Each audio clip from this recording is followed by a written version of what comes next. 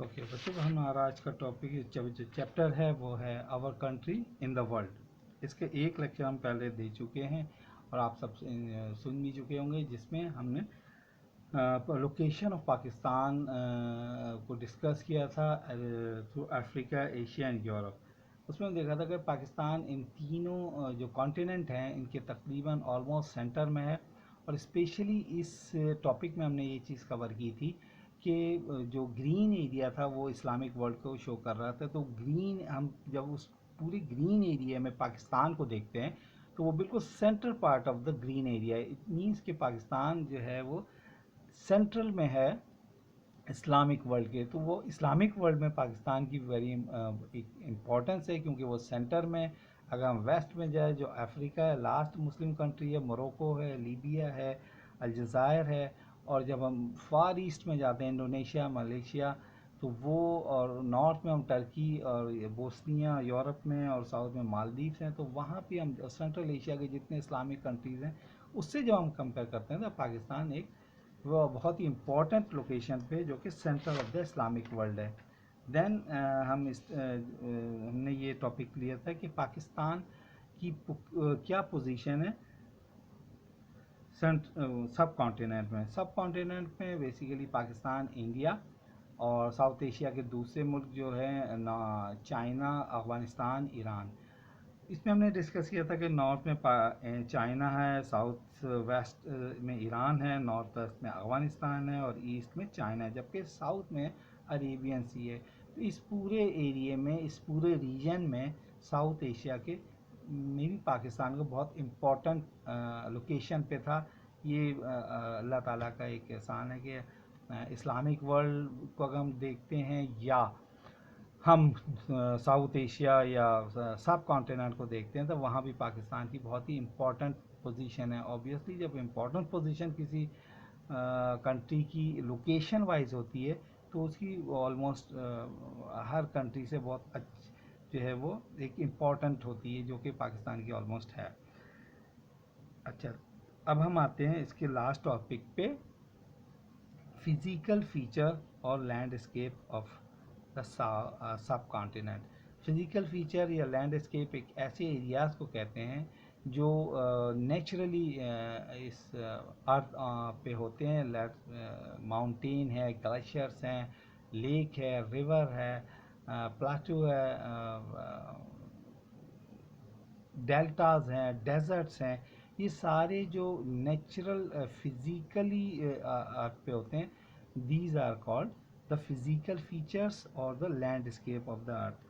तो फर्स्ट हम जो है इंडिया के लैंडस्केप या फिजिकल फीचर को डिस्कस करते हैं। द फर्स्ट जो इसका यहाँ से हम ये देखते हैं कि इंडस जो दो बड़े रिवर सिस्टम हैं सब कॉन्टिनेंट में, एक इंडस रिवर सिस्टम और एक गैंग्स रिवर सिस्टम है।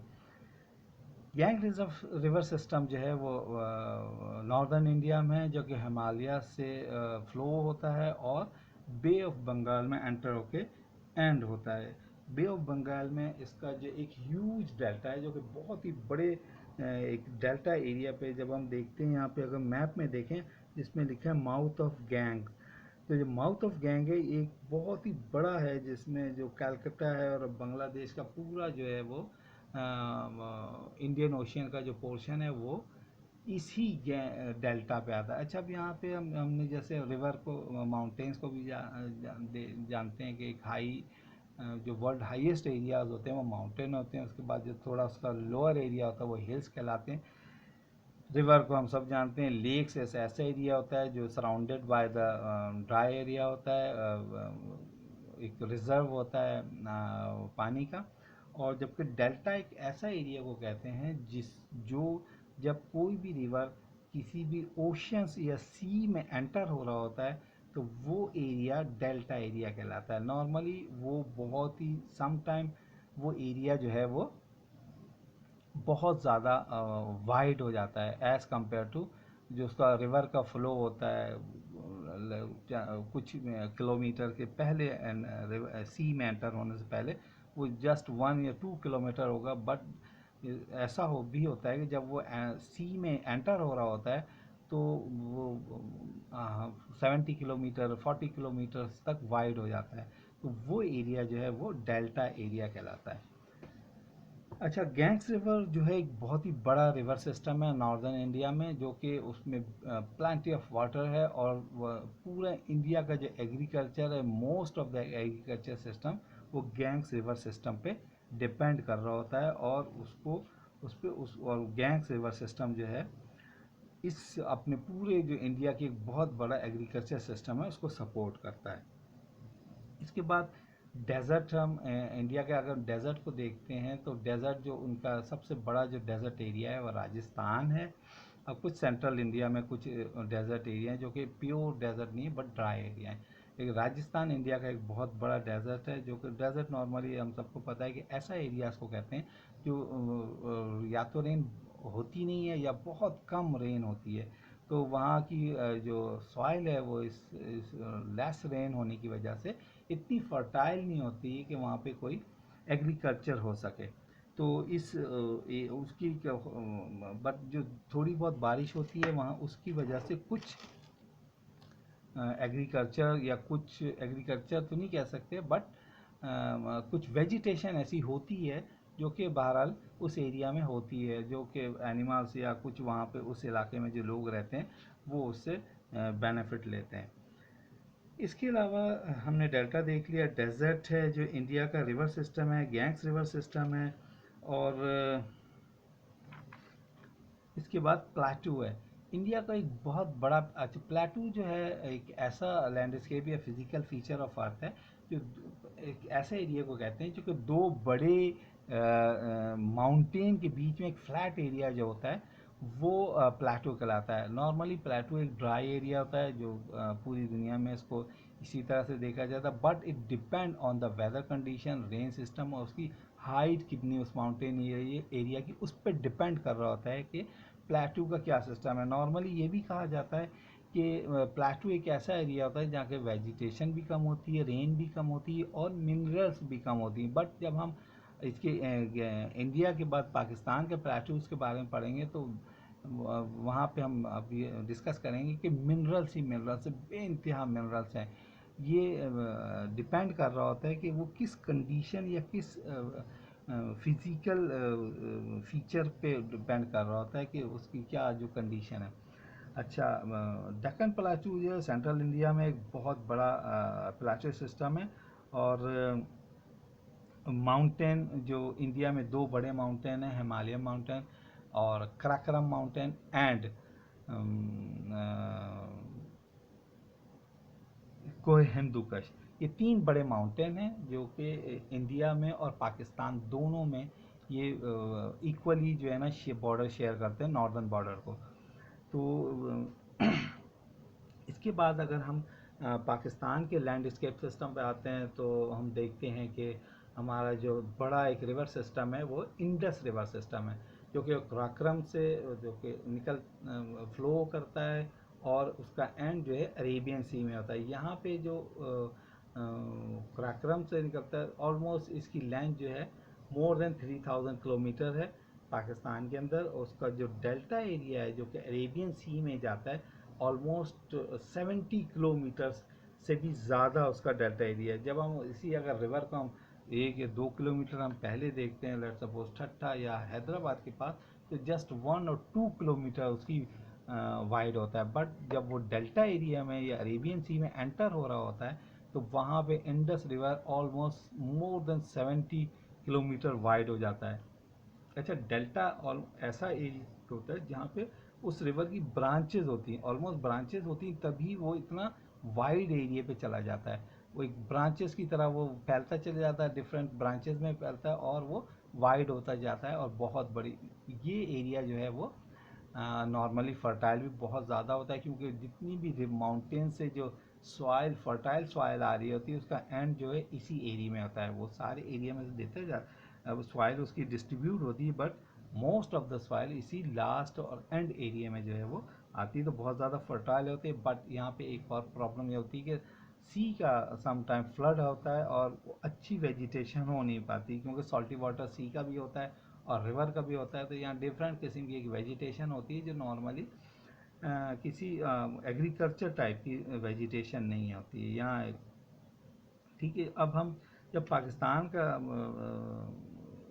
जो माउंटेन एरिया को हम डिस्कस करते हैं, तो पाकिस्तान की हाईएस्ट माउंटेन, इत्तेफाक से पाकिस्तान वर्ल्ड का एक ऐसा कंट्री है जहाँ दुनिया एशिया की 3 बड़ी माउंटेन रेंज आके जो है वो मिलती हैं, हिमालय, कराकरम एंड हिंदू कुश। ये तीनों माउंटेन एशिया के किसी भी कंट्री में नहीं मिलती। या तो हिमालय है जो कि चाइना या तिब्बत में होती है, इंडिया में हिमालय है, या और पाकिस्तान या कराकरम है। जबकि पाकिस्तान में हिंदू कुश, कराकरम एंड हिमालय तीनों माउंटेन, एक गिलगित का एक एरिया है वहाँ पे जो है वो तीनों माउंटेन रेंज आके मिलती है। ये भी एक अल्लाह ताला का बड़ा एक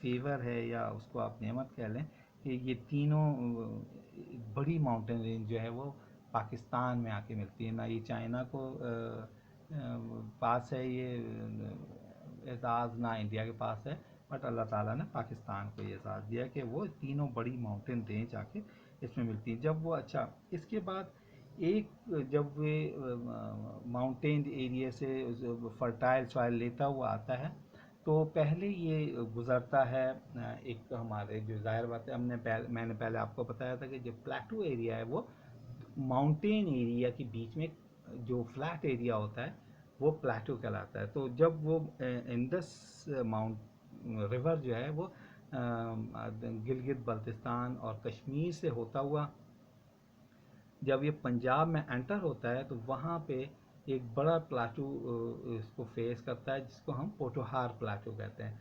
Potohar plateau basically mountain area है, यहाँ का रिवर का फ्लो बहुत तेज़ होता है, और ये इस पोटोहार प्लाटू में बेइंतहा मिनरल्स हैं जो कि नॉर्मली प्लाटू में कहा जाता है कि नहीं होती बस, बट इस एरिया में बेइंतहा मिनरल्स है। पाकिस्तान का दूसरा पहला सबसे बड़ा प्लाटू जो बलूचिस्तान प्लेटू है, यहाँ भी पाकिस्तान की सबसे ज़्यादा जो मिनरल्स होती हैं वो इसी प्लेटू में होता है।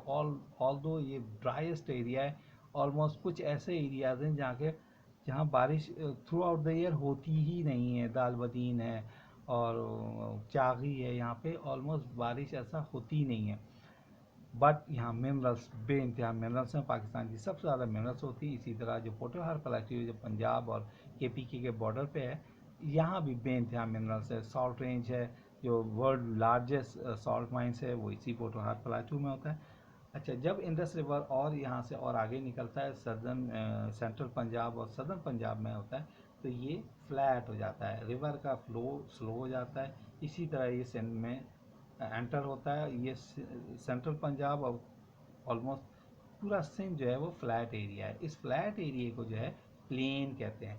यानी प्लेन एक ऐसा एरिया होता है जो कि जहाँ माउंटेन एरिया नहीं होता है और वो प्लेन होता है, रिवर का वहाँ पे फ्लो जो होता है वो स्लो होता है। इसीलिए ये एरिया जो बेस्ट फॉर एग्रीकल्चर होता है दुनिया में। प्लेन एरिया जो होता है रिवर के साथ के, वो बेस्ट एरिया होता है फॉर एग्रीकल्चर। जो पाकिस्तान में जो एग्रीकल्चर सबसे ज़्यादा होती है वो सदर्न पंजाब, सेंट्रल पंजाब और ऑलमोस्ट तकरीबन 90% या 80% जो है ना वो सिंध में होता है, क्योंकि तमाम एरिया फ्लैट एरिया और यहाँ बारिशें कम होती है सदर्न पंजाब में। बट यहाँ का एशिया पाकिस्तान का सबसे बड़ा इरिगेशन सिस्टम है, जस्ट बिकॉज ऑफ पंजाब के जो रिवर हैं और इंडस रिवर की वजह से यहाँ पे one of the largest agriculture system है पाकिस्तान का। जब जब रिवर, अगर हम पाकिस्तान को हम एक क्रॉस देखते हैं, तो ये जो पेज नंबर 5 पे हम ये देखते हैं, तो यहाँ पे क्रॉस सेक्शन अगर हम करते हैं पाकिस्तान का, कि रिवर जो को हिंदू कुश, कराकरम और हिमालय रेंज से जो अगर रिवर आ रहा है, देखिए फर्स्ट पैराग्राफ जो फोटो पिक्चर है उससे इस रेंज से निकलता है, फिर पोटोहार प्लाटू पे आता है, सॉल्ट रेंज पे आता है जैसा मैंने पहले आपको बताया था, फिर ये फ्लैट एरिया शुरू हो जाता है, और ये ही बेसिकली इंडस वैली कहलाता है। इंडस वैली जो सदर्न पंजाब से लेके पूरा पंजाब है, इंडस वैली सिस्टम है। ये प्लेन एरिया और सबसे ज़्यादा एग्रीकल्चर इसी एरियाज में होती है। जो माउंटेन रेंज है सिंध के बॉर्डर पे और पंजाब पे, कोहे सुलेमान है, तोबा काकर माउंटेन रेंज है। दीज आर माउंटेन्स हैं बट हिली एरियाज हैं। ऑल दोज ये बहुत ज़्यादा हाई माउंटेन्स नहीं होती हैं, बट ये हिली माउंटेन्स होती हैं। कोहे सुलेमान है, तोबा काकर है, और यहाँ पे रिवर स्लो होता है, और ये बेसिकली एक्सटेंशन है बलूचिस्तान प्लाटो का।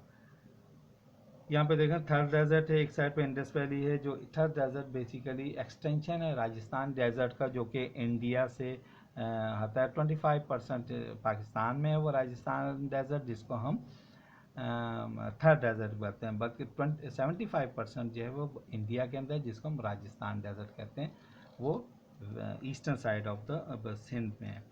अब वो रिवर जब आगे आता है तो अरेबियन सी में गिरता है, और जैसे मैंने बोला ये अरेबियन सी का जो डेल्टा सिस्टम है ऑलमोस्ट 70 किलोमीटर वाइड है, और यहाँ पे फर्टाइल जितनी भी बचती है प्लेन एरिया से वो इसी एरिया में आती है। बट सी का अरेबियन सी का सॉल्टी वाटर की वजह से यहाँ एग्रीकल्चर बहुत अच्छे तरीके से नहीं होती, बस इसकी अपनी वेजिटेशन होती है और अपनी जो एक एटमॉस्फेयर होता है, इसकी वजह से कुछ डिफरेंट काइंड की वेजिटेशंस होती हैं। ये यहाँ पे सख्त गर्मी होती है, और इसका जो डेल्टा एरिया से 2 या 3 किलोमीटर पहले जो ठट्ठा का एरिया है वो जो है वो सख्त गर्मी और ह्यूमिडिटी बहुत ज़्यादा होने की वजह से ये जो है वो शुगर केन के लिए बहुत ही बेस्ट एरिया है। तो और पानी भी बहुत ज़्यादा होता है इंडस रिवर क्योंकि एंड कर रहा होता है, तो और जो शुगर केन को बहुत ही सपोर्टिव जो एटमॉस्फेयर चाहिए होता है वो इस एरिया में है। तो इस एरिया में शुगर केन की बहुत ही अच्छी जो है एग्रीकल्चर होती है। ओके, अब हम जो वन बाय वन जो प्लेन एरिया जो फिजिकल फीचर हैं उसको हम डिस्कस करेंगे। सबसे पहले माउंटेन है, जो आपको बता चुके हैं। माउंटेन बहुत ही हाई एरिया होता है। माउंटेन और हिल में वैसे तो कोई डिफरेंस एग्जैक्टली हम नहीं बता सकते, बट माउंटेन ऑब्वियसली बहुत ज़्यादा हाई होती है, 2000, 3000 और 4000 3000 अबव मीटर हाई होती है। जो इससे कम जो हाइट की जो माउंटेन्स हैं उसको हम हिल्स कहते हैं। और इसके बाद जो प्लेटू मैंने आपको पहले बताया था, जो माउंटेन एरिया के बीच में जो फ्लैट एरिया होता है, बहुत ही पुअर जो रेनफॉल सिस्टम होता है, फर्टाइल नहीं होती ऑब्वियसली क्योंकि रेनफॉल बहुत ही कम होती है।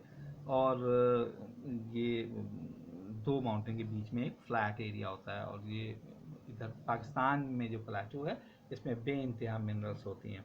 इसके बाद मैंने आपको बताया था कि प्लेन एरिया एक ऐसा एरिया होता है जहाँ रिवर का फ्लो बहुत स्लो हो जाता है, वो हिली या माउंटेन एरिया नहीं होता है, और दैट्स वाई इसका जो है रिवर का फ्लो बहुत स्लो होता है। और ये ही जगह एग्रीकल्चर के लिए बेस्ट प्लेस होती है। लिहाजा पाकिस्तान का जो सदर्न पंजाब है, पंजाब और सिंध, जो प्लेन एरिया और एग्रीकल्चर के बेस्ट एरिया होता है। उसके बाद डेजर्ट है। डेजर्ट एक ऐसा एरिया होता है जहाँ बारिशें बहुत कम होती हैं, लेस वेजिटेशन होती है, और हर्ड्स लोग ग्रुप की शक्ल में होते हैं, और जब बारिशें कम होती हैं तो वो माइग्रेट कर जाते हैं। उसके बाद जब अगर बारिश हो जाती है तो वापस आते हैं अपने बहुत ही जो वेजिटेशन ड्यूरिंग रेन पर डिपेंड कर रहा होता है उस पर वो आते हैं। लेक्स एक ऐसे एरिया को कहते हैं जो कि completely surrounded by the land या ड्राई एरिया होता है, उसको लेक कहते हैं। एक बड़ा रिजर्व होता है। ग्लेशियर्स होता है जो कि इस बुक में नहीं है, बट ग्लेशियर भी एक फिजिकल फीचर है जो कि आइस का एक बहुत बड़ा रिजर्व होता है ड्राई में। वाटर का एक बहुत बड़ा रिजर्व होता है in the shape of ice. ये ओशंस पे भी होते हैं और माउंटेन एरिया में भी होते हैं। फ्रेश वाटर का एक बहुत बड़ा रिजर्व होता है माउंटेन्स में। यही बेसिकली पानी का सोर्स, जो रिवर और जो हमारा वाटर सोर्स होता है वो यही ग्लेशियर्स होते हैं। इसके बाद रिवर होते हैं, मूविंग होते हैं, स्ट्रीम्स की वजह से होता है, लेक की वजह से होता है, और ग्लेशियर की वजह से रिवर होता है। और इसमें जो फ्रेश वाटर होता है ऑब्वियसली बहुत ही लंबा एरिया को ये कवर करता है, एग्रीकल्चर पे उसको सपोर्टिव होता है। एक और फिजिकल फीचर है जिसको एस्चुरी कहते हैं। ये जो जैसा मैंने आपको बताया था कि डेल्टा एरिया होता है जो ब्रांचेस में डिवाइड होता है, बट ये जो डेल्टा एरिया होता है इस टाइप का, ये ब्रांचेस में नहीं होता है, बल्कि डायरेक्ट रिवर के साथ एक बहुत ही वाइड एरिया के साथ ये मीट करता है। तो ये इसका ये एडवांटेज होता है कि ये हार्बर, जो शिप का हार्बर के लिए बेस्ट प्लेस होती है, बहुत अच्छी समझी जाती है। जो हम दुनिया में देखते हैं, चाइना में रिवर है, और अमेज़न रिवर है, वो इसकी बेस्ट एग्जांपल हैं इस डेल्टा टाइप ऑफ डेल्टा की। और जो डेल्टा है, गैंग्स रिवर डेल्टा है, जो बे ऑफ बंगाल में होता है, वो भी बहुत ही वाइड एरिया में ब्रांचेस में डिवाइड हो जाता है। इंडस रिवर का जो डेल्टा एरिया है, वो भी ब्रांचेस में डिवाइड हो जाता है। तो इस तरह से हमारा ये आज का चैप्टर कंप्लीट हो गया। और होप है आप दोनों को इसको एक दफ़ा गो थ्रू करेंगे, और इस पूरे जो तीनों टॉपिक हैं उसको अच्छी तरह से उसको रीड करेंगे, और जो मेरे लेक्चर है इंशाल्लाह आपको सपोर्टिव होगा, और आप इसको बहुत ही फोकस होकर पढ़ें। इसके बाद हम इसका आपको रिटन मटेरियल और कुछ जो वर्कशीट्स वगैरह देंगे, ताकि आपको ज़्यादा अच्छी तरह से चैप्टर अंडरस्टैंड हो सके। ओके।